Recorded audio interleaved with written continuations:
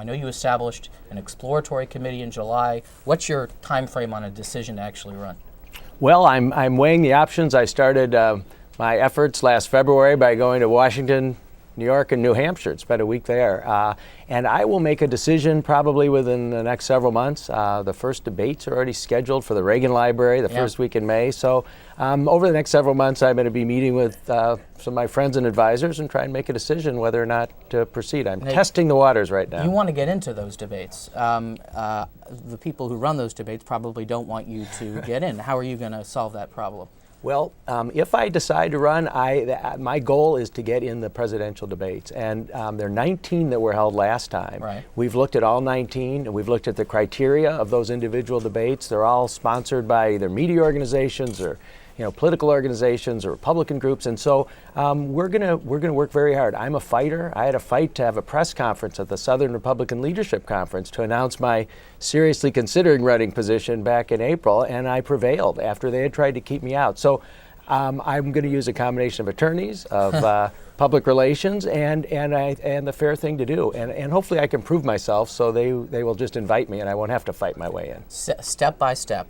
Well, let's point out the obvious. You are a Republican, you're an openly gay male, and as you have noted, evangelicals, people who are opposed to legally codified civil rights for gay people tend to make up the majority of Iowa caucus voters, not a supermajority.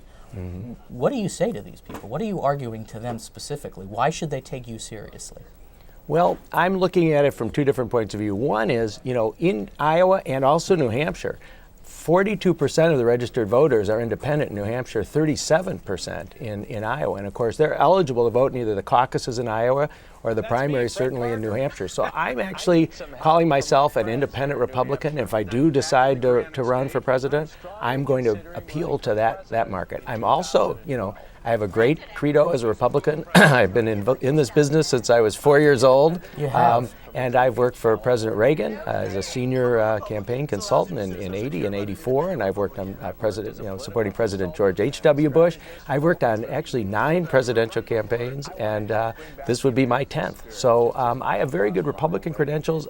I'm coming at it from a little different point of view. Theodore Roosevelt was one of my political heroes. He was the last Republican progressive president, and that was 100 years ago. But he opened up government to minorities. He was for complete equality and civil rights and made a lot of strides that way. So I'm gonna shake it up, as Michael Steele said when I met him in New Orleans.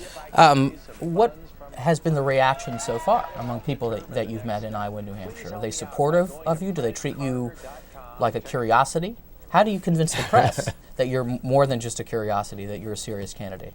Well, I had 2 goals this year. One was to prove to people that this is not a stunt, that if I do run, this is very serious. And step 2 was to prove that I'm credible. And I think I have pretty well established that. And it's so interesting, Mark, the way people treat me now, friends, journalists, people are taking me much more seriously. Just last week, I released this 90-second commercial. It's on my website at fredkarger.com. And the New York Times did a feature story, Fox News, right. CBS, CNN, Politico, and hundreds of other. I got written up in Australia and Hungary. I had someone translate the Hungarian story. Not necessarily helpful to the U.S., but right. Point taken. Well, certainly. know that if I do run, this would be a historic undertaking. There's never been a gay person who's ever run for president of the United States before, so there's great intrigue with that, and certainly in these 2 states, they've been extremely courteous. I did have one bump in the road back in April. In the state of Iowa, I just had a reception there, a meet and greet. I received a very nasty email from the Republican National Committeeman there, a guy named Steve Scheffler. Yeah, who's the head of the Christian, the Iowa Iowa Christian Coalition there, right. And I guess he's done this to others, but not quite to the extent he did to me. And he threatened me, and he said, "You and the radical homosexual community are not welcome in Iowa. I'm going to work overtime," and this was an interesting choice of words, "to abort your candidacy." And I've tried to meet with him. I've tried to reach out with him.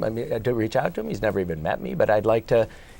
That's what I'm doing. I'm talking to party officials. I'm talking to the gay community. I'm talking to everybody, and I'm getting a great response. Well, let's move to politics in general. How would you gauge President Obama's first term, or the first 2+ years of his term so far? What grade would you give it? Well, it depends. I mean, certainly on issues, gay civil rights issues and things that he'd promised us, he gets a D. I mean, at best. They've got the Matthew Shepard, hate crimes bill through, which is kind of a no-brainer, but nothing else. I'm hopeful, this month in lame duck we'll get Don't Ask, Don't Tell passed, finally repealed. What about taxes and foreign policy? I was very disappointed. I actually was a Hillary Clinton supporter. I maxed out donor to her last time. I was not happy with the Republican field, and so I kind of reluctantly was, joining the Obama support effort. I didn't support him, nor did I vote for him, but I was hoping the best because our country was in very dire straits when he took office. I came to his inaugural. I was hoping the best because he kind of had, I thought, what Ronald Reagan had, and Reagan had that incredible ability to kind of boost morale in this country. And Obama had said during the campaign repeatedly he was going to spend the first 2 years on nothing but the economy. Well, he spent the first, 2 weeks, and he got the stimulus bill passed, and then went on. And I was very disappointed because, if he were to turn around this economy, then he can do all kinds of things like health care and funding for education and things like that. But no, I'm very disappointed. I think he's not happy. He seems depressed to me. His wife seems very depressed. I don't think they're having a good time in this. Well, you certainly seem like a rock rib Republican here. Let me ask you on Don't Ask, Don't Tell hearings right now in the Senate. You support repeal. Does it trouble you, though, that 60% or so of soldiers in combat units have expressed or say they would be discomfited somewhat were integration of gays in the military to happen now? How is the process, and you think, how will it best play out? Well, first off, and actually, you can look at that study different ways. 70% really had no objection. It was the Marines that had, the biggest problem. Of course, the Commandant, General Amos, is the one who has objected most vociferously to this. So, this has been studied for 17 years.